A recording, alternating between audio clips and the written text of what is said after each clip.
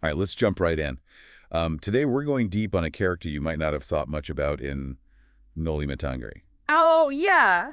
the schoolmistress. Exactly. Now, I gotta admit, when I first read the book, he didn't exactly jump out as the most dynamic figure. Yeah. But you sent over some research that's got me thinking there's a lot more to him, right? Oh, absolutely. He's like a window into the soul of the Philippines under Spanish rule.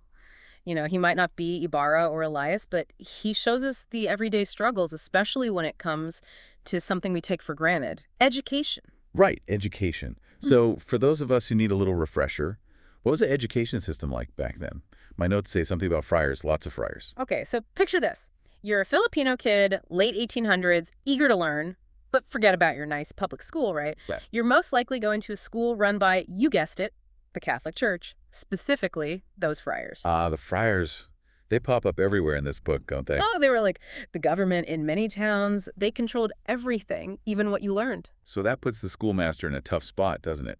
He's trying to teach, but under the watchful eye of the friars. What kind of pressure did he face? Oh, immense pressure. Imagine trying to teach Filipino values to these kids while also being forced to promote, you know, Spanish language and culture. Wow, talk about a cultural tug of war, right? Like, on one hand, he wants to nurture Filipino identity, but on the other, he has to please the colonial powers who are, let's face it, calling the shots. Exactly. He's walking this tightrope, constantly aware of the power dynamics at play. So it's not just about teaching ABCs. It's about shaping young minds in the middle of, well, a pretty intense situation. Are there any scenes in Noli Me Tangere that really bring this to life? Oh, absolutely. There's this one scene where the schoolmaster is trying to teach a lesson about Filipino folklore and a friar walks in. Oh, I think I remember this one. It doesn't go well for the schoolmaster, does it? Nope.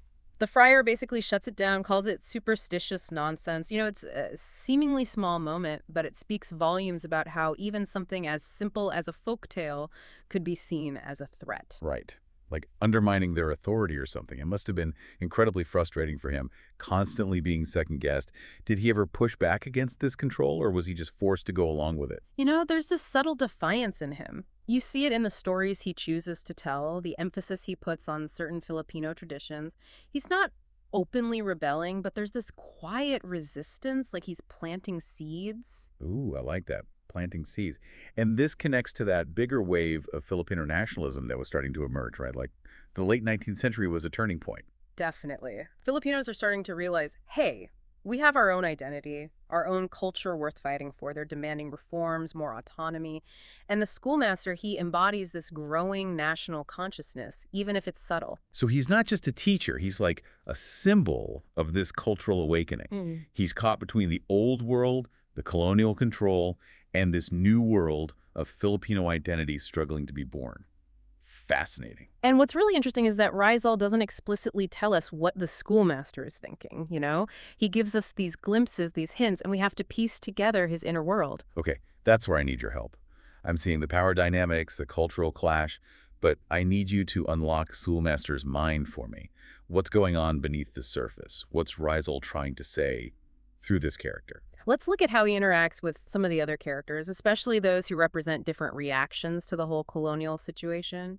We can contrast him, compare him, and really start to see what Rizal might be hinting at about education and the future of the Philippines. Okay, so let's take Elias, for example. He's like the opposite of the schoolmaster in a lot of ways. Yeah. This mysterious guy, kind of represent that more radical side of resistance.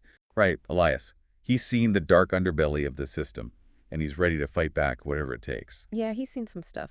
So you have Elias as the firebrand revolutionary, and then you have the schoolmaster. Yeah, both fighting for change, but in such different ways. It's like fire and water almost. Exactly. The schoolmaster, he's all about that subtle intellectual approach. Yeah. Planting those seeds of critical thinking, awakening that Filipino identity, but without resorting to, well, violence. Right, so he's not calling for an armed uprising, but he's laying the groundwork for a future where Filipinos can control their own destiny, so to speak. Exactly. And then you have other characters like Capitan Tiago, right? Ah, Capitan Tiago. Now he's a piece of work.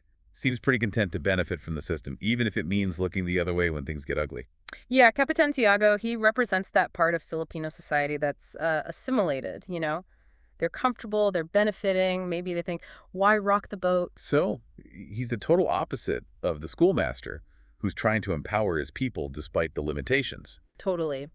And Rizal gives us this whole spectrum of responses to colonialism, Yeah, right, and the schoolmaster. He's right there in this fascinating middle ground. yeah. He's not passively collaborating like Capitan Tiago, but he's not a full-blown revolutionary like Elias. He's finding a way to work within the system, hoping to change it from the inside. And that's where Rizal's brilliance comes in, I think.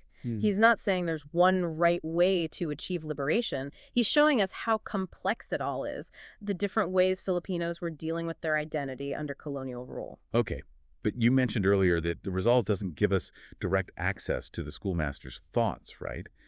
So how do we as readers get past the surface and figure out what's driving him? We have to look for those clues, those little hints. Like, there's a scene where the students are putting on a play, and the schoolmaster chooses a story that, well, let's just say it subtly criticizes the abuses of the friars. Oh, that's interesting.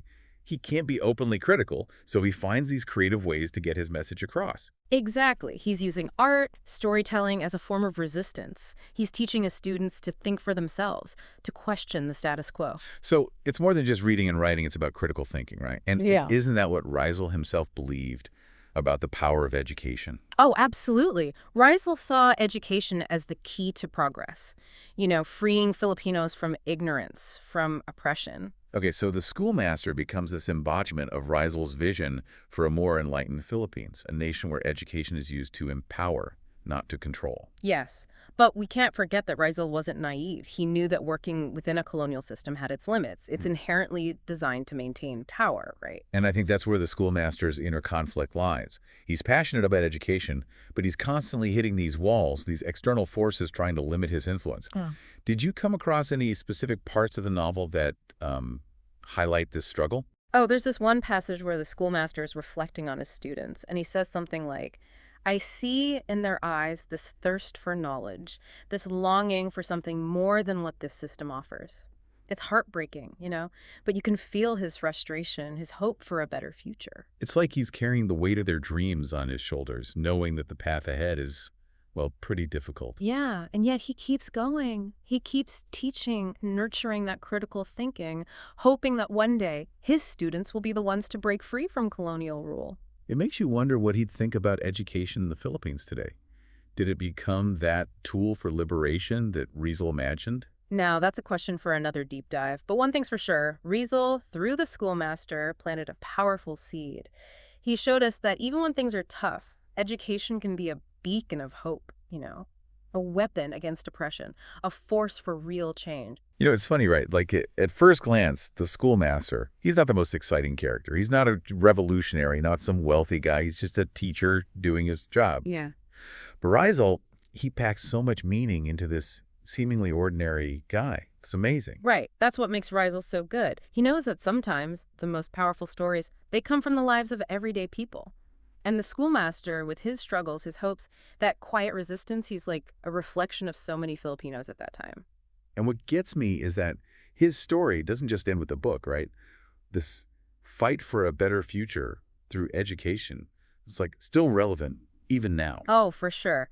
These questions Riesel's asking about what education is for, about how to keep your culture while also moving forward, we're still wrestling with those today. I mean, think about it. Rizal himself, he went through that same education system he's critiquing, Yeah. right? He saw how it could be used to control people, but also how it could make them think for themselves, how it could spark that desire for something better. And that's what makes the schoolmaster so interesting. He's both the problem and the solution. He's stuck in the system run by the friars, but he's also chipping away at it, trying to awaken his students. It's like he's saying, look, they can try to use education to keep things the same, but we can use it to change things, to make people realize their own power. And I think that's Riesel's message to all of us. He wasn't just writing a novel. He was saying, wake up, take back education, use it to fight for what's right.